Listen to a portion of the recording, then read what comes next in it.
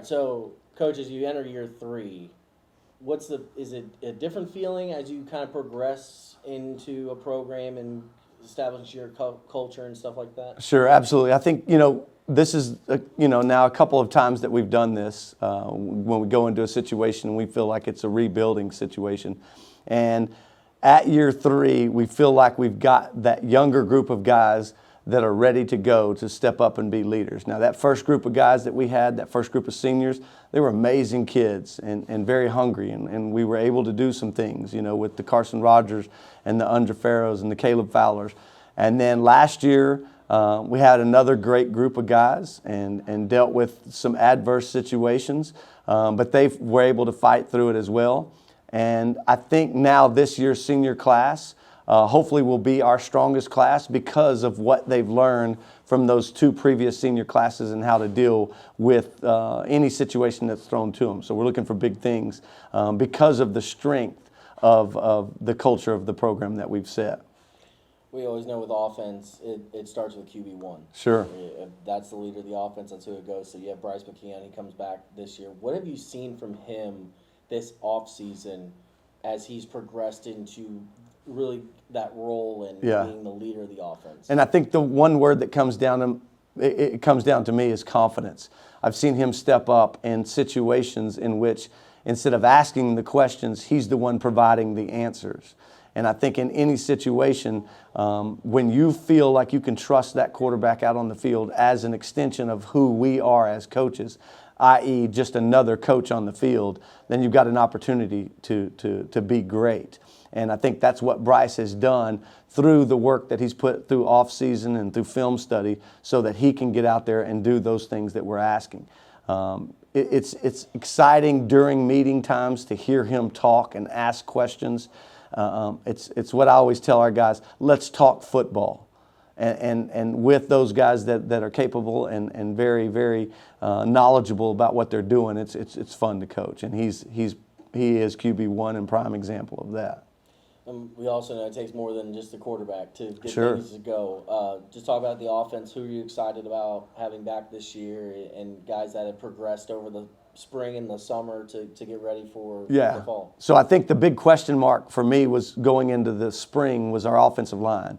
We returned Issa Baba and Chase Stepp, but there were a couple of other pieces that we had to fill in. And Adrian Narvaez and Jeremiah Tarver and Travis Avant have done exactly that. Coming into that situation, you just throw up question marks and like, hey, are they going to be able to do this? And I think we as a staff have been extremely pleased at the progress that they have made. It's usually the last group to come along because there are so many things that we teach and that are involved in being great at the offensive line, because it could be an even front, could be an odd front, could be a stack front, could be a bare front, and they have to understand how to block every one of those situations, and that's what we're moving to. Now, are we where we need to be? No, not at all. But we've got guys that are hungry and want to do it. So I think for us it starts up front. At the tailback position, we'll tailback by committee, just because we feel like we have a couple of dynamic athletes back there. You've got Josh Mitchell, who's returning, who finished the year for us starting at tailback, and then Minton Lewis, who's back and better than he was last year. So exciting things there. And then I think for us, the biggest confidence that we have is the depth that we have at our skill positions on the perimeter. It's something that we have not had in the previous years, and it gives us that hope that we can move in the direction that we want.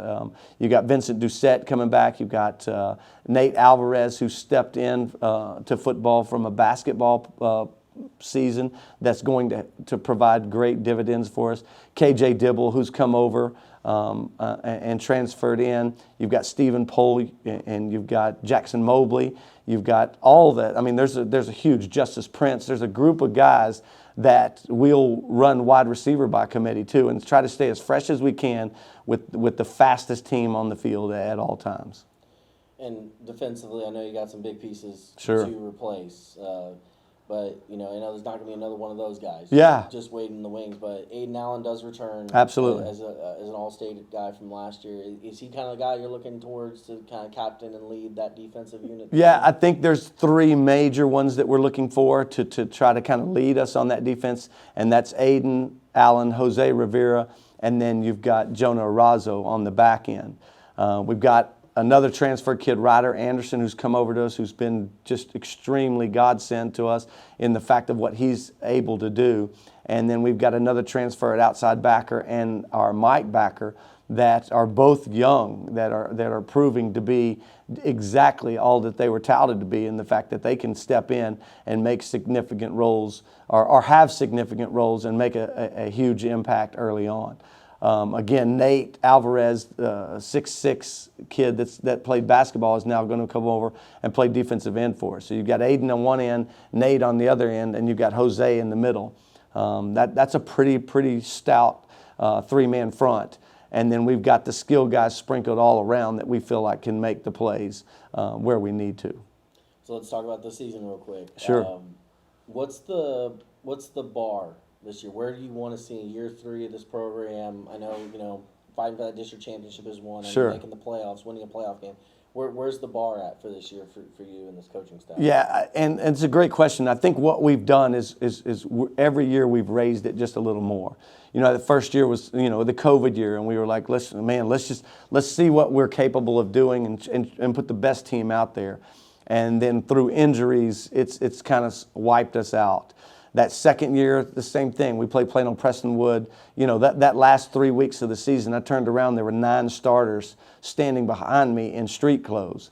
And injuries both of those 2 years have kind of put a damper on what we're capable of doing. I think this team is capable of making a run in the playoffs. I truly do. I think we've got a chance to battle for the district championship and win the district championship. And then I think we've got a chance to win a couple of playoff runs. Now, what does that entail? We got to get lucky. I mean, you know, all great teams, you go back and look at them, you got to be lucky. And for us, a lot of that luck deals with staying healthy. We lost, in our 2 previous years, we lost a lot of great football players due to injury. And if that were to happen this year, we'd be in the same boat. But through our depth and putting great quality football play on Thursday nights as well through our JV, we feel like we're growing this program in to try to handle those situations in which you can. Now, there are some guys, let's be honest, it's very, very hard to replace some of those guys, and we're going to be in that same boat this year. But we feel like we've got some guys that can make some plays. And that's the key, both offensively and defensively. Guys that can win one-on-one matchups. And when we do that in certain situations, then you're going to have a chance to win. And that's what it comes down to. The Vincent Doucettes and the Jonah Arazos that have been in significant roles the past 2 years and that haven't made those plays that separate good teams from being great.